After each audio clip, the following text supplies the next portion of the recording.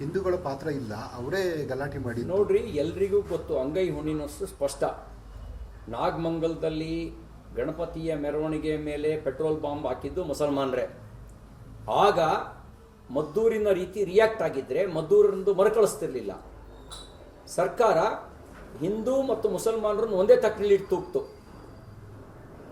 ಅದನ್ನು ಪ್ರತಿಭಟಿಸಿದವ್ರನ್ನು ಕೇಸ್ ಹಾಕಿ ಜೈಲಿಗೆ ಕಳಿಸಿದ್ರು. ಆ ಒಂದೇ ತಕ್ಕಡಿಯಲ್ಲಿ ಇಟ್ಟು ತೂಕುವಂಥ ಕಾಜಿ ನ್ಯಾಯ ಇದೆಯಲ್ಲ, ಈ ಕಾಜಿ ನ್ಯಾಯ ಇವರಿಗೆ ಈ ರೀತಿ ಹಲ್ಲತ್ತೋದು ಕಾರಣ ಆಗಿರೋದು.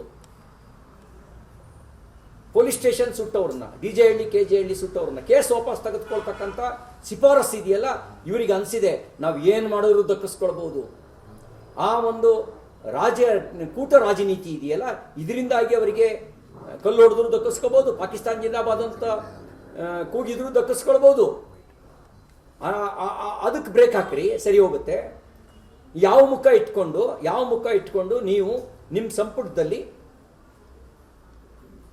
ಪೊಲೀಸ್ ಸ್ಟೇಷನ್ ಸುಟ್ಟವ್ರನ್ನ, ಕಲ್ಲು ಹೊಡೆದವ್ರನ್ನ, ಊರು ಸುಟ್ಟವ್ರನ್ನ ಕೇಸ್ ವಾಪಸ್ ತೆಗೆದುಕೊಳ್ಳೋ ಶಿಫಾರಸ್ ಮಾಡ್ತೀರಿ ನೀವು? ಯಾವ ಮುಖ ಇಟ್ಕೊಂಡು ಶಿಫಾರಸ್ ಮಾಡ್ತೀರಿ? ಇದರಿಂದ ಪ್ರಚೋದನೆ ಅಲ್ವಾ ಇದು ಪ್ರಚೋದನೆ. ನಾನು ಆಕ್ಷನ್ ಮಾಡಿದ್ರೆ ರಿಯಾಕ್ಷನ್ ಆಗುತ್ತೆ ಅಂತ ಹೇಳಿದ್ದೇನೆ. ಎಷ್ಟು ದಿನ ಹಿಂದೂ ಸಮಾಜ ಸಹಿಸ್ಕೊಳ್ಳುತ್ತೆ? ಎಷ್ಟು ದಿನ ಸಹಿಸ್ಕೊಳ್ಬೇಕು?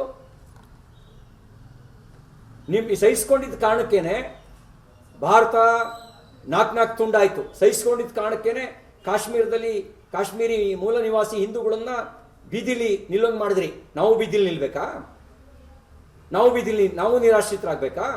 ಸಹಿಸ್ಕೊಂಡಿದ್ದ ಕಾರಣಕ್ಕೆ ನಿಮ್ಮ ದಾಟಿಲೇ ಉತ್ತರ ಕೊಟ್ರೆ, ನಿಮ್ಮದೇ ಹಮುರಾಬಿ ಸಿದ್ಧಾಂತ ನಾವು ಅಳವಡಿಸ್ಕೊಂಡ್ರೆ, ಹಲ್ಲಿಗಲ್ಲು ತಲೆಗೆ ತಲೆ ಅಂದರೆ ಕಲ್ಲಿಗೆ ಕಲ್ಲು ಅಂದರೆ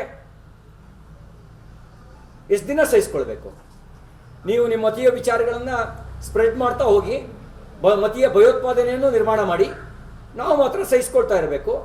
ದೇಶ ತುಂಡಾದರೂ ಸಹಿಸ್ಕೋಬೇಕು, ಪಾಕಿಸ್ತಾನ ಜಿಂದಾಬಾದನ್ನು ಸಹಿಸ್ಕೋಬೇಕು, ನಮ್ಮ ದೇವರುಗಳನ್ನ ನಿರಾಕರಿಸಿದ್ರೂ ಸಹಿಸ್ಕೊಳ್ಬೇಕು, ನಮ್ಮ ದೇವ್ರ ಉತ್ಸವದ ಮೇಲೆ ಕಲ್ಲು ಹೊಡೆದು ಸಹಿಸ್ಕೋಬೇಕು ಅಲ್ವಾ? ಸಹಿಸ್ಕೊಳ್ಳೋ ಕಾಲ ಇಲ್ಲ ಈಗ. ಇನ್ನೇನಿದ್ರು ಆಕ್ಷನ್ಗೆ ರಿಯಾಕ್ಷನ್. ಗ್ಯಾರಂಟಿ ನ್ಯೂಸ್, ಸುದ್ದಿ ಖಚಿತ, ನ್ಯಾಯ ನಿಶ್ಚಿತ.